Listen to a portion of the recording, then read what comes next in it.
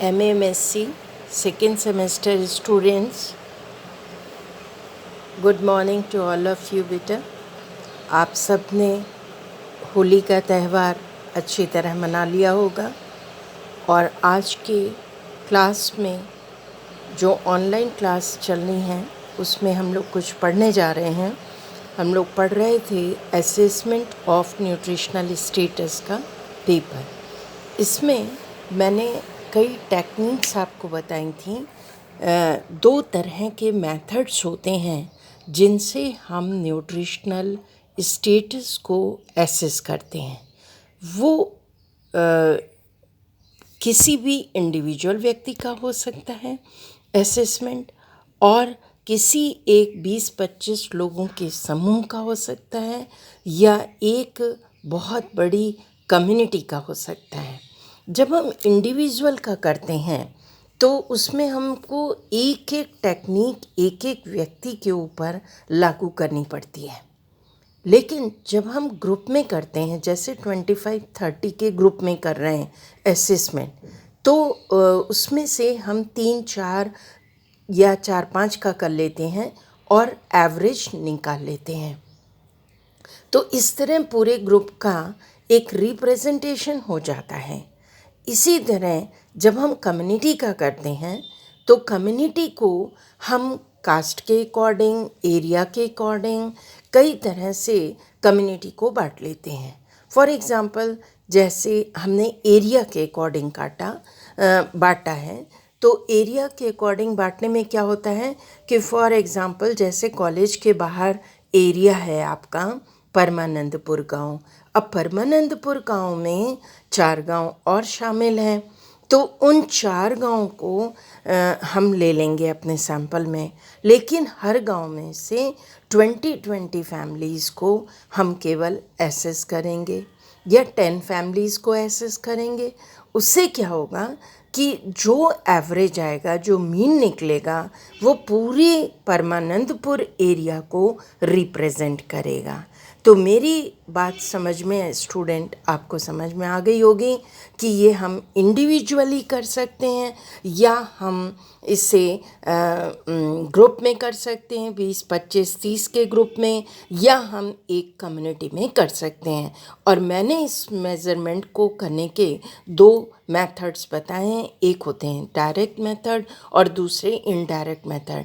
Direct method वो होते हैं जिनके द्वारा हम किसी भी इंडिविजुअल, ग्रुप या कम्युनिटी को डायरेक्टली एसेस करते हैं। और डायरेक्टली एसेस करने का मतलब वो सब्जेक्ट, वो पेशेंट, वो व्यक्ति हमारे सामने होता है, हम उससे डायरेक्टली एसेस करते हैं। अभी मैं एक एक करके मेथड्स बताऊंगी कि डायरेक्ट मेथड कौन से होते हैं।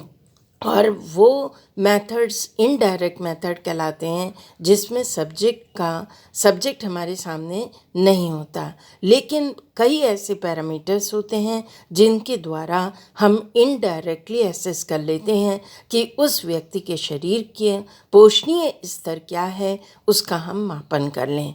तो ये इनडायरेक्ट मेथड है। अब हम आते हैं डायरेक्ट मेथड में। देखिए, डायरेक्ट मेथड में जो मैंने बताया था कि न्यूट्रिशनल क्लिनिकल मेथड, जो इसमें इस किताब में नहीं दिया है, लेकिन मैंने एक हिंदी की बुक आपको दिखाई थी, उसमें क्लिनिकल मेथड दिया है। देखिए, ये हिंदी वाली बुक मैंने आपको दिखाई थी, और पार्क एंड पार्क की बुक मैंने दिखाई थी क्लास में, और ऑनलाइन भी बताया था। तो जो क्लिनिकल मेथड होता है, पहले उसको समझो, क्योंकि क्लिनिकल ही मेथड सबसे इम्पॉर्टेंट मेथड भी है। और देखिए, ये है पेज नंबर 237 से 248 नंबर पेज पे ये चैप्टर दिया हुआ है, और इस चैप्टर को आपको पढ़ना है assessment of nutritional status of community. इसमें हम लोग 237 नंबर पेज को खोल रहे हैं और वहाँ देखते हैं क्लिनिकल मेथड क्या होते हैं। क्लिनिकल मेथड आप हिंदी की किताब में से जो बच्चे ऑफलाइन क्लास में उस दिन आए थे, उन्होंने फ़ोटो स्टेट कराया भी है, और फ़ोटो स्टेट करा लिया है, तो उनके पास हाथ में किताब है, आप बुक खोल करके बैठिए। देखिए, क्लिनिकल यहाँ पे दिया हुआ है, देखो कौन कौन से क्लिनिकल सिम्टम्स होते हैं एंड देयर सिग्निफिकेंस। क्या क्लिनिकली, पहले तो ये मेथड समझो, क्लिनिकल मेथड क्या होता है।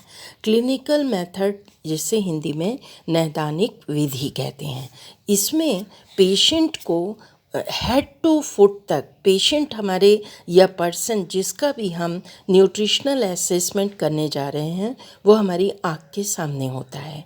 हम उसे छूते नहीं हैं, सामने वो खड़ा है और हम सिर से लेकर के पैर तक उसको पूरा देखते हैं अपनी आँखों से।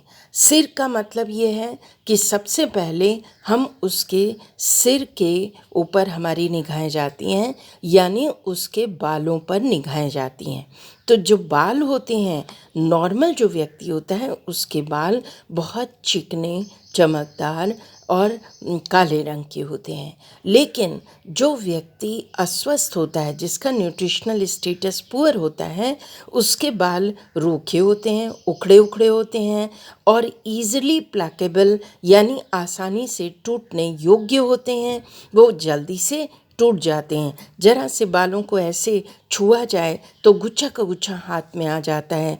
ये क्लिनिकल या एक साइन होता है जिसको हम कहते हैं फ्लैग साइन। फ्लैग साइन का मतलब झंडे की तरह खड़े खड़े बाल होते हैं। और डिसपिगमेंटेशन ऑफ हेयर होता है। डिसपिगमेंटेशन का मतलब होता है कलर बालों का, कहीं ब्लैक होता है, कहीं ग्रे होता है, कहीं से वाइट हेयर्स होते हैं। बड़े ही आजकल तो भाई देखो फैशन है और लोग जो हैं सतरंगे बालों को रंगवा ले रहे हैं, तो हम उसे असेसमेंट में मेज़र नहीं करेंगे। जो मालनरिज्ड होते हैं उनके हेयर्स हमेशा, या मालनरिज्ड यानी उनके शरीर में अगर न्यूट्रिएंट्स की कमी होती है तो उनके हेयर्स का कलर उड़ जाता है और कहीं से वो ग्रे हो जाते हैं, कहीं से येलो, कहीं ब्राउन, और बड़े ही अजीब से रूखे रूखे उखड़े हुए बाल, कहीं बाल सिर में होते हैं और कहीं बाल नहीं होते। तो ये बेटा हमारा जो निगाहें पड़ी हेयर्स के ऊपर, बाल सबसे पहला सिम्टम है, क्लिनिकल सिम्टम है। उसके बाद हम आते हैं व्यक्ति के चेहरे पर। जब हम चेहरे पे आते हैं तो सबसे पहले फोरहेड यानी माथे के ऊपर हमारी निगाहें आती हैं। ओवरऑल पहले फेस पे आती हैं। यदि फेस में स्वेलिंग है यानी सूजा हुआ फेस है, मोटा मोटा फेस दिख रहा है, इसका मतलब उसके शरीर में जल का जमाव है और वह क्वाशियोरकर जैसी बीमारी का शिकार है। लेकिन उसका फेस में मसल्स वास्टिंग हो गई है, चेहरा एकदम सिकुड़ गया है, तो उसको हम कहते हैं मंकी फेस, यानी ये मरासमस का साइन है। ये दोनों बीमारियां कुपोषण के लक्षण होते हैं। क्वाशियोरकर जिसमें मून फेस हो जाता है, आप सब ने ग्रेजुएशन लेवल पे भी पढ़ा होगा। और जब मरासमस होता है तो जो भी व्यक्ति होता है, बच्चे होते हैं, बड़े होते हैं, उनका फेस मंकी फेस हो जाता है यानी सिकुड़ जाता है। तो एक तो ओवरऑल हमने फेस को देख लिया। अब इसमें सबसे इम्पॉर्टेंट जो बात आती है वो होती है कि उनका माथा, जैसे जो मालनरिज्ड होते हैं जिनके शरीर में न्यूट्रिएंट्स की कमी होती है, उनका माथा सिकुड़ा हुआ होता है या आगे की तरफ माथा निकला हुआ होता है। आईब्रोज़, इसके माथे के बाद माथे के ऊपर कई सारे दाने भी होते हैं। वो दाने कई चीज़ के हो सकते हैं। फॉर एग्ज़ाम्पल जैसे मच्छरों ने काटा है तो दाने निकले हुए हैं, तो हम उसको असेसमेंट की श्रेणी में नहीं लाएंगे। लेकिन आईब्रोज़ हैं, आईब्रोज़ में भी डिसपिगमेंटेशन हो गया है, आईब्रोज़ उड़ गई हैं, आईलेट्स पे भी इसका बहुत असर पड़ता है। आंखें बंदर की तरह अंदर की ओर धंस जाती हैं। आइज़ में हमारे तो आँखों में बहुत सारी न्यूट्रिएंट्स की कमी, खास तौर से विटामिन ए की कमी के परिणाम दिखाई देने लगते हैं। जैसे विटॉट से स्पॉट बन जाता है, केरेटोमलेशिया हो जाता है, जिरोसिस हो जाती है, कॉर्निया एकदम ड्राई हो जाती है, आँखों की जो कॉर्निया या वाइट पोर्शन होता है वो रेड हो जाती है, उसमें ब्लड वेसल्स का जाल बन जाता है। तो कई सारे सिम्टम्स आँखों पर भी दिखाई देते हैं। आँखें हमारी बोलती हैं कि हम स्वस्थ हैं या अस्वस्थ हैं। तो आँखों को हमने इस तरह देख लिया। फिर हम नोज़ पे आते हैं। नोज़ में हम देखते हैं कि नोज़ के दोनों ओर जो है वो एंगुलर स्टोमेटाइटिस हो जाती है। नाक के जो दोनों साइड होते हैं, नाक है या हमारे कान के पिना के नीचे या हमारे ओंठ के दोनों तरफ अगर कट जाए हैं और उसमें से लकीरें बन जाएं, उनमें मवाद भर जाए, खून आने लगे, तो हम उसे जीरोसिस कहते हैं। ये भी हम पेशेंट को देख करके ही समझ सकते हैं। इसका मतलब है कि उसके शरीर में विटामिन बी कॉम्प्लेक्स की कमी है। हम आराम से एसेस कर पा रहे हैं। ओंठ कटे हुए हैं, उनमें से खून निकल रहा है। जब हम मुंह खोलने को कहते हैं और जीभ दिखाता है, अब जीभ मोटी और चमकदार है। देखो, अगर जीभ सुंदर पिंक कलर की होती है तो मोटी होती है और चमकदार होती है।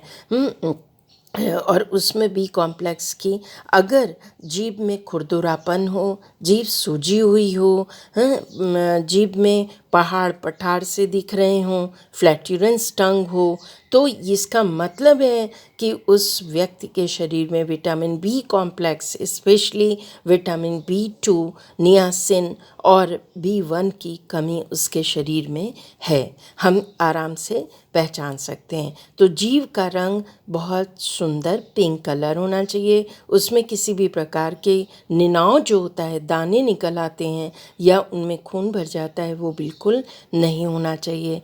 अब हम आते हैं उनकी जीभ के बाद हम उनके टंग मतलब दांतों पे आते हैं, टीथ में। दांत मोती जैसे खूबसूरत होने चाहिए। 32 दांत हम लोगों के शरीर में होते हैं, मुंह में होते हैं, और ये 32 दांत बहुत सुंदर मोती की तरह पिरोए हुए होने चाहिए। यदि दांतों में खुरदुरापन दिख रहा है, दांतों में गैप बहुत ज़्यादा दिख रहा है, टूटे हुए से दांत दिख रहे हैं, या उसमें चौकी वाइट पिगमेंटेशन हो गया है, यानी कि वो कई लोग ऐसे होते हैं बेटा, मुंह खोलते हैं तो दांत बड़े गंदे लगते हैं, उन दांतों में ग्रे कलर आ जाता है, गंदे गंदे काले काले दाग, और मुंह में जब दांतों में सड़न होती है, कैविटी होती है और उसमें कीड़ापन पनप रहा होता है, तो मुंह में हर समय से बैड स्मेल आती है। ऐसे कई लोग हमें मिलते हैं जिनके पास से हमको मुंह भी फेरना पड़ता है। तो दांत कैसे हैं, इसे हम क्लिनिकली एसेस कर सकते हैं।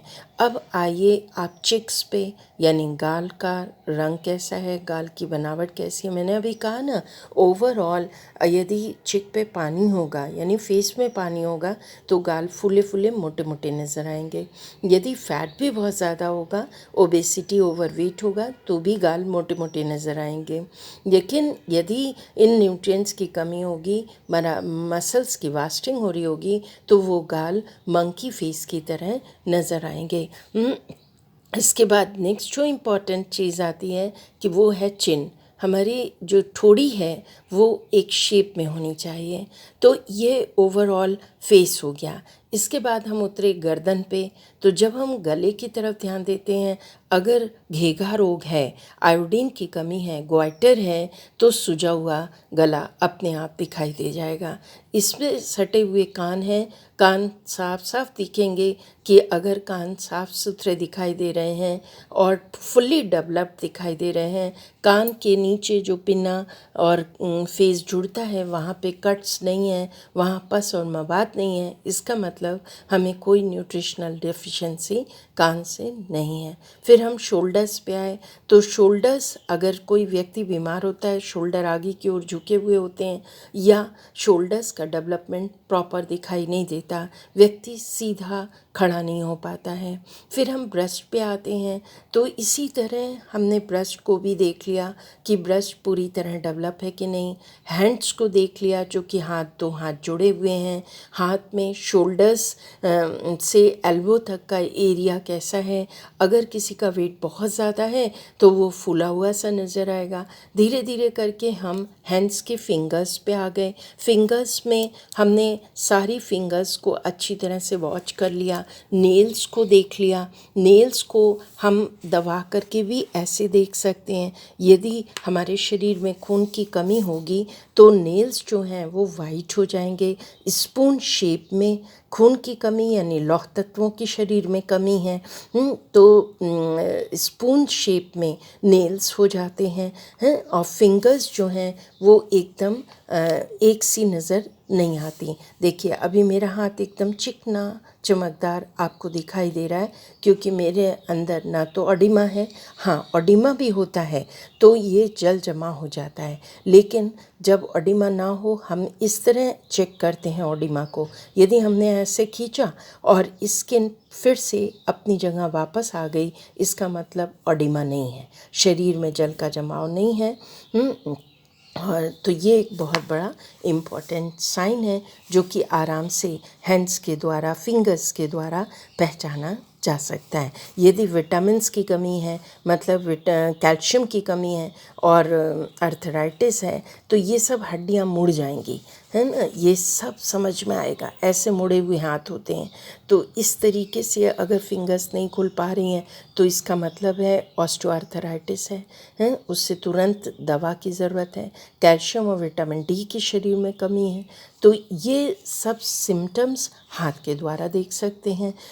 अब हम आते हैं उसके बाद हमने ब्रेस्ट देख लिया, ब्रेस्ट का डेवलपमेंट कैसा है, एक्स्ट्राऑर्डिनरी यदि ब्रेस्ट में ग्रोथ हो रही है इसका मतलब और कहीं नॉट्स हैं, पेशेंट को पूछ लिया आप टच करके देखिए कहीं नॉट तो नहीं लग रही है। नॉट का मतलब ये है कि गांठ तो नज़र नहीं आ रही है आपको छूने के बाद। यदि गांठ है मतलब फाइब्रोसिस हो रही है, एक्स्ट्रा ग्रोथ ऑफ टिश्यू हो रहा है या ट्यूमर डेवलप हो रहा है, तुरंत पेशेंट को दिखाने की आवश्यकता है और इलाज की आवश्यकता है। तो इस तरह ब्रेस्ट को देख लिया।